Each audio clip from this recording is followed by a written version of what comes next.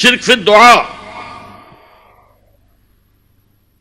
کسی کو مت پکارو کسی مدد کے لیے سوائے اللہ۔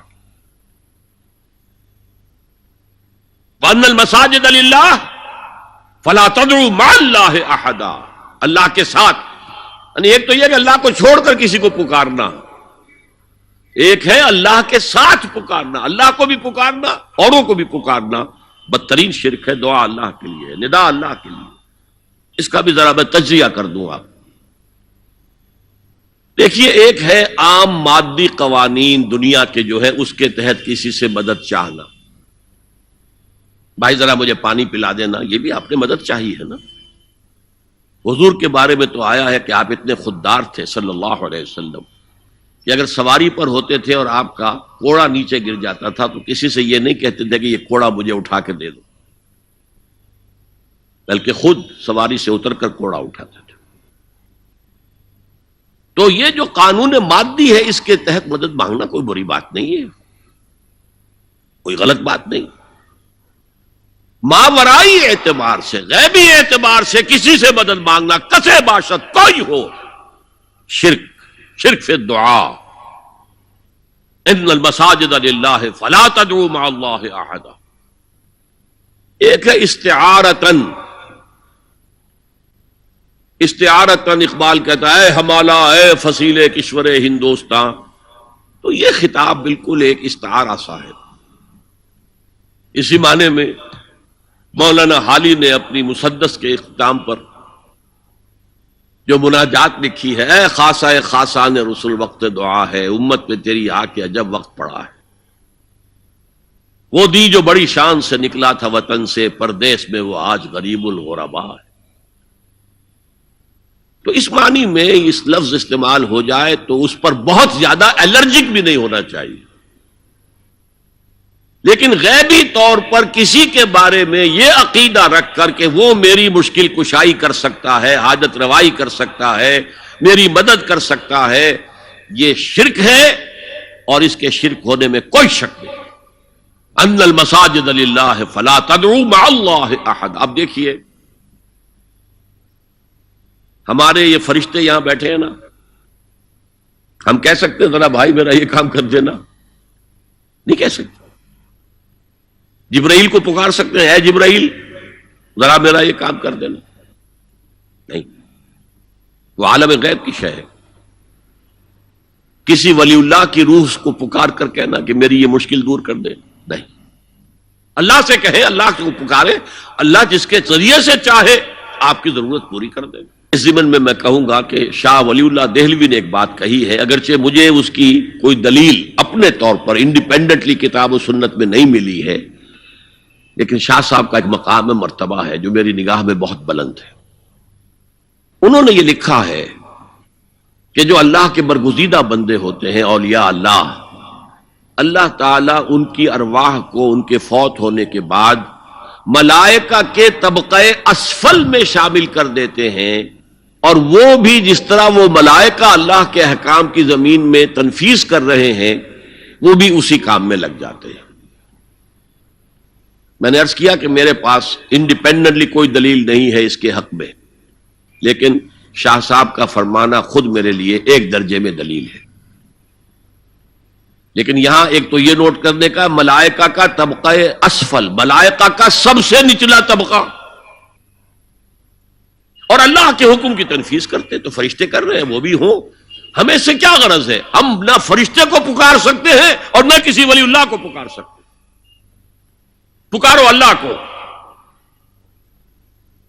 قال ربکم ادعونی استجب لکم ان الذین یستکبرون عن عبادتی سیدخلون جہنم داخرین۔ تمہارا رب کہتا ہے مجھے پکارو، مجھ سے مانگو، میں تمہیں دوں گا، تمہاری دعا سنوں گا، قبول کروں گا، اور جو بربنائے تکبر مجھ سے نہیں مانگتے وہ جہنم میں داخل ہوں گے ذلیل و خوار ہو کر۔ حضور نے ایک بات مجھے متن یاد نہیں ہے، بہت پیاری فرمائی، دیکھو انسانوں سے تم مانگتے ہو کچھ تو ایک دفعہ تو اس کے ماتھے پر، تیوری پر بل پڑ ہی جاتا ہے، یہ کیوں میرے سامنے ہاتھ سوال کیا، کیوں مجھے اس سے مانگ رہا ہے؟ چلیے بعد میں کچھ وہ دے ہی دے، لیکن ناگوار گزرتا ہے۔ ارے اس سے مانگو جو کہتا ہے کہ مجھ سے مانگو اور میں دوں گا، وہ نہ مانگنے پہ ناراض ہے، اس سے نہیں مانگتے۔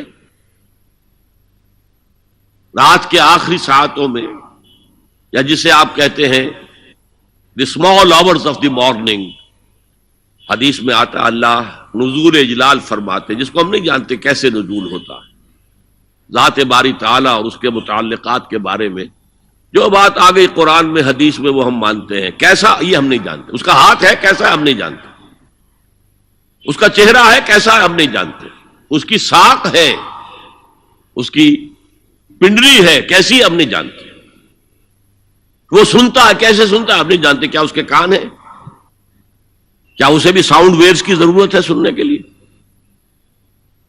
وہ دیکھتا ہے کیسے دیکھتا ہے ہم نہیں جانتے، وہ اترتا ہے کیسے اترتا ہے ہم نہیں جانتے، جو قرآن میں آ گیا حدیث میں آ گیا مان لیجئے بس، باقی یہ متشابہات میں سے ہے، اس کی کھود کرید میں پڑو گے تو فتنے میں مبتلا ہو جاؤ گے، ابتغاء الفتنۃ وابتغاء تاویلہ۔ لہذا حدیث میں آتا ہے کہ رات کے آخری ساعتوں میں اللہ سمائے دنیا تک نزول فرماتے ہیں، اور پھر ندا لگتی ہے حل من سائل فاعطیہ، ہے کوئی سوال کرنے والا مانگنے والا کہ میں اسے دوں، حل من مستغفر فاغفر لہ، ہے کوئی گناہوں کی معافی چاہنے والا کہ میں اسے معاف کر دوں۔ ہم انٹا غفیل سو رہے، ہم تو مائل بکرم ہے، کوئی سائل ہی نہیں، راہ دکھلائیں کسے، رہنو منزل ہی نہیں، راہ کسے دکھا، اللہ کے راستے پر چلنے کا فیصلہ کرو، اللہ کی راہ میں جہاد کا فیصلہ کرو، پھر اللہ راستہ کھولے گا، والذین جاہدوا فینا لنہدینہم سبلنا، وہ لوگ کہ جو ہمارے راستے میں جہاد کریں، محنت کریں، مشقتیں کریں، ہم لازماً ان پر اپنے راستے کھولتے چلے جائیں۔